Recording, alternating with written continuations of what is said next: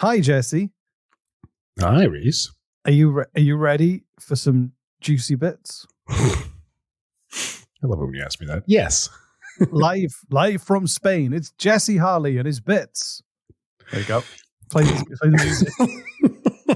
Canadian politics is boring, juicy bits.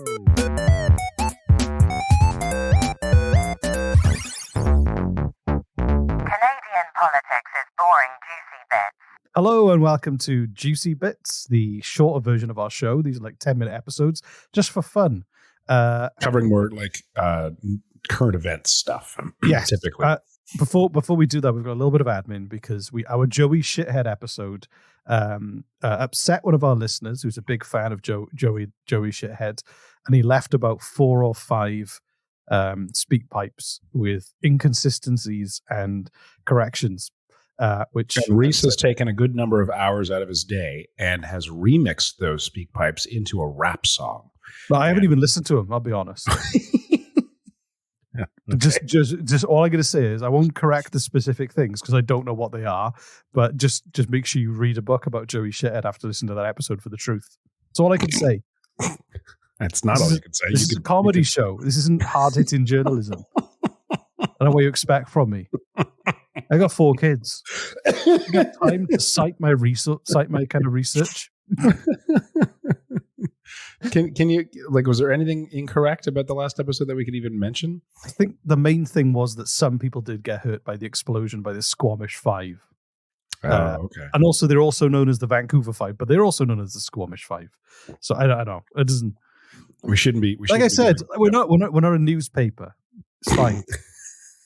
And I said to him, "I'll do a full kind of change if you become a patron. Subsidize my time." That's funny. It's like I buy one of my kids a Happy Meal with that money. So, what do you got for me today, Reese? Well, today we're talking about Arrivescam. A what? Arrivescam. Have you heard anything about Arrivescam? Like a scam called Arrive? Have you ever heard of the Arrivescam app that was developed during the pandemic to help track and trace? Yeah, I had it. It didn't work. I downloaded Exactly. it. Yeah. Exactly. So the Arrivescam app was developed for a budget. Originally, the budget was $80,000 to build an app, which is, I don't know. I mean, there are kids who build apps in their spare time. That's an expensive app, but I guess it's got a big important function. You know what? I'd say that's reasonable amount of money. Yeah. You know, for an app of that magnitude of what it was supposed to do. You know, you probably want to have like a number of talented, experienced programmers on the clock with this. Yes. So, and like across the country. So, you know, or the world or wherever. Yeah, exactly. So 80,000. I mean, doesn't sound like, that's not unreasonable. No, exactly. I think do you know what is an unreasonable amount of money? Do you know how much it ended up costing? Well, you mean they kept asking for more? Yeah. Scope or mission creep, I guess you could call it, or scope change, ad scope. Do you know how much it ended up costing? This has all been in the news. I just assume you haven't seen it. No, I haven't. So hold on. They said we'll do it for 80,000. They're like, great. Shook hands on it. They went to work. Came back. It's like, we're going to need a little bit more. And they gave them a little bit more. And then they came back. It was like, we're going to need a little bit more and more and more and more. And they just kept giving it to them. And eventually, do you know how far this game went? I don't want to guess too high because it's never fun. Guess. Go on, guess. I won't really want you to guess. I'm going to say, like, give me 3 guesses. I'm going to start because I want to jump right into $1 million, but I figure like that's not it. So I'm going to say $500,000. That's going to be my guess. You wish. $60 million. Fuck off. No.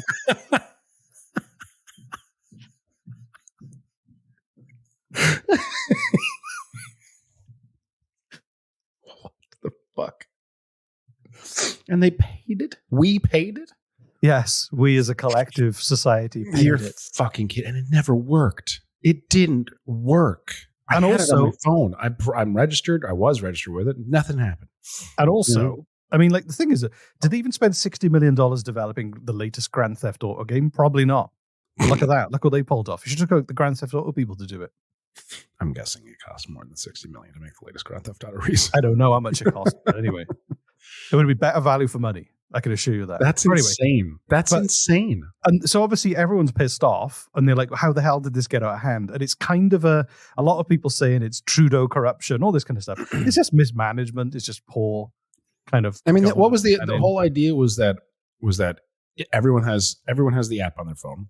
Yeah. And everyone is tested regularly. And those who are positive, they put it in their phone that they're positive, and suddenly you know where all the positive people are, not just where they live, but specifically where they actually are at all times. Like, that's kind of, if you could have gotten that to work, it's brilliant. It's actually brilliant. But you'd have to get everybody on board. Everybody on board. Which, like, it's, and again, that's not a technological issue. That's a societal issue, or maybe a government issue. But, like, again, if you could get it to work, brilliant. Just fucking brilliant. Right?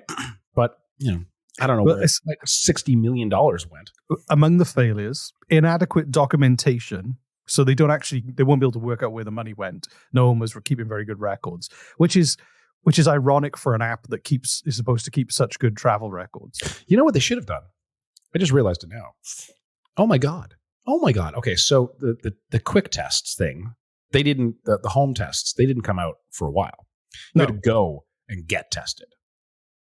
Right? You had to go to a building to get tested. I did it several times. All my friends did it. What they should, it would have, oh my God. I'm just realizing, like, how simple would this have been of a solution, Reese? You go to get tested. Everyone's got a fucking phone. I mean, everyone. Okay. You go to get tested. They're like, great. We will send you your results to your app. What app? Oh, the Can Humanize app. It's free. Just scan this QR code and you got the app, and we will send you the results. Done. You don't have to convince people to download the app. You don't have to convince people to like do the. If people are already testing themselves, which everyone, like a large enough people, scan a QR code while you're getting tested to download the app at the site where you just got tested. Exactly, and then like an hour, 2 hours, however long it took back then, you'll get notified in the app. And if it's positive, everybody knows. I look at the Tim Hortons. Maybe not app. everybody knows, like not with your name and address and shit like that, but you know what I mean. Like it's certain stuff. But like that would have been like tell me that wouldn't have been almost a perfect solution to this issue. I reckon you could pull that for 30 million. I'm willing to give him a 50% discount on that. So I would have done it for a bucket of chicken. But apparently there was a lack of controls as subcontractors were hired. They were opposed to using in-house public servants, costs ballooned, as well as a failure to disclose that some employees attended dinners and other events offered by contractors. So it does stink, if you know what I mean. Yeah. There's a bunch of like, hey, lots of people made a lot of fast money from COVID, making testing kits, developing vaccines. Governments threw a lot of money at the problem. And I think this is just a sign of, here's lots of money, just get it working. We need this working. Right. But I mean, the fact they were attending dinners during lockdown doesn't seem like a good price. It's like, it's really funny. It bothers me that there are assholes who will look to make money, profit, and power no matter the circumstance. Like those are true sociopaths. Sociopaths, right? And you look at vaccinations being rushed, vaccinations being, perhaps not. I don't know the whole thing, but like I do know that the scientists who are in the nitty gritty, who have been working on these vaccinations for decades, literally decades. They didn't get into this to someday, decades later, hopefully finagle some money out of a society while cackling, evilly in a dark corner of the room. They're scientists. They're doing it for the science. That doesn't mean that the organizations that are paying for and profiting from vaccines aren't corrupt themselves. That's not. Like there are absolutely corrupt people everywhere, but the scientists are real, and if the scientists are real, then I think science exists. That we could anyway. That's a. Well, I mean, to be honest, they did create vaccines that work. With varying degrees of success, depending on which vaccine you take in, and depending on which podcast you listen to. Exactly. And slowly my DNA is being transformed by the the World Trade 5G organization, or I don't know, or whatever. I don't know. World Trade Center. Anyway, but it's all connected. But yeah, it's the whole like as an example, like corrupt people exist everywhere, and this was just but also the program, like as an example, just as scientists are doing it for the science, the programmers were doing it because they love programming, but the people who owned the company were corrupt as fuck. It sounded like with the can't immunize people. Sounds like it. I mean, no one's gone to prison. Nothing has been like done. The company, of course, it was all above board, man. The company GC Strategies is barred from government contracts now because of the scandal. That's afterwards. But I mean, they made enough money. They probably don't give a shit anymore. But it's really funny. Give me 1 second. I just have to flip a burger. Jesus, he's cooking burgers while we record this. This is either very low quality broadcasting or he's an incredible multitasker. And I want to take a guess. I'll leave that up to you to interpret. Can you put some like elevator music while I'm gone? And honestly, that's really funny. So I found the website for the company GC Strategies that did this. They did this app and the thing that happened. Okay. And they actually have the Arrivescam app still as a case study on their website, as if it's like, hey, we're going to boast about this. So it says during the COVID-19 pandemic, we were asked to partner with the Border Services Agency, Public Health Canada, to work together on this interdepartmental initiative to build a tool which will allow for contact tracing, the tracking and monitor of individuals crossing the border into Canada, and also allow Canadians to submit required declaration digitally and reduce human contact. And then it says, see more details. And you click it, and it's a dead link to a video that doesn't exist anymore. Again, really good idea, but poorly executed by people who didn't actually give a shit about trying to get it to work. They just wanted the money, and they got it, which is amazing. Oh. I know. And I think like, it's just this is like being like, profiting off of people's suffering enrages me. And obviously like it doesn't help the narrative of the Trudeau government in terms of like overspending, wastefulness, and is being capitalized on massively by PP. So it's like it's just a self-inflicted wound. It's like Justin Trudeau shooting himself in the dick with a handgun. If I was going to give a visual metaphor for this, that's great. Yeah, yep, I like that. That's how he's going to go out too. Just shoots himself in the dick with a handgun, drops the mic, and leaves. Yeah. Just a visual performance art. Ladies and gentlemen, Justin Trudeau with Arrivescam. And he walks up on stage, cocks the gun, does it, and then just tries to run away and not bleed out.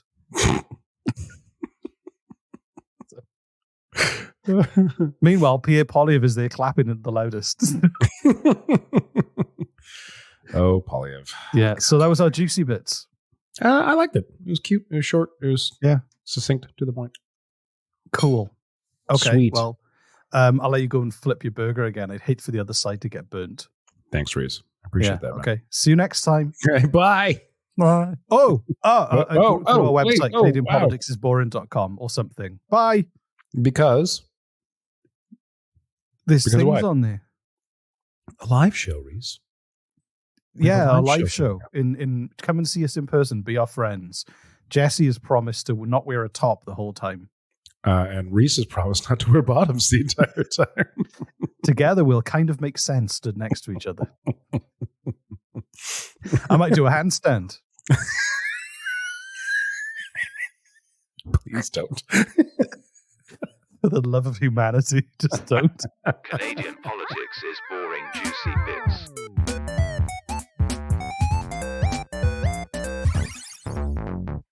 Canadian politics is boring, juicy bits.